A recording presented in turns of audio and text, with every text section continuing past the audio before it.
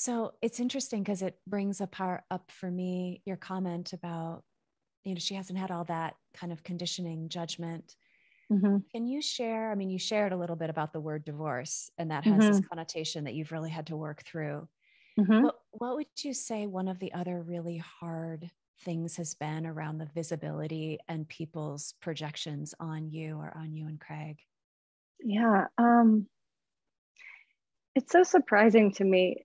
So I have a whole chapter in my book about this, about it's called Facing Mirrors, but it's about like projections and about the way that other people respond when we change, when we go through like a metamorphosis and we're not who they expected us to be, or we're not who we used to be to them, or we're not staying in that box where we've comfortably been for like maybe our whole lives with, our family of origin or with friends that are like longstanding.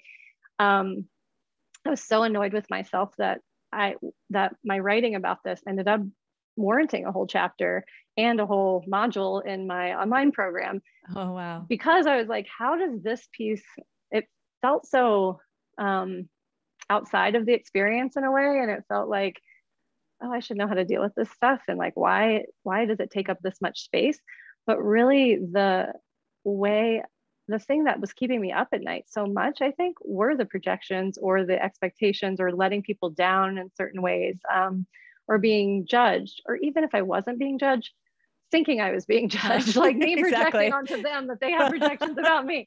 Like, it was this like crazy making thing of like caring what other people think. And which is something that is like a young part of me and many of us who were, raised to be good girls and to be liked, and I want to be liked, and what if they don't like me anymore? What if they don't like who I'm becoming, or I don't fit into what they expected me to be? And having those kinds of thoughts,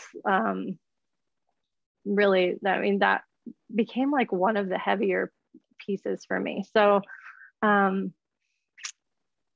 whether it was real or perceived like by me, in some cases I made all that up in my head, and in other cases I really did have real stories with particular friends or people who were like, what are you doing? Like, you're blowing up all your life, you're going to regret this, I don't want you to do something you're regretting, those kinds of things. And while I'm appreciative of that, because it's like the voice, a different voice. It's not just like blowing sunshine on my ass, like you're doing everything perfectly, good job. It's like voicing real concerns as a true friend would.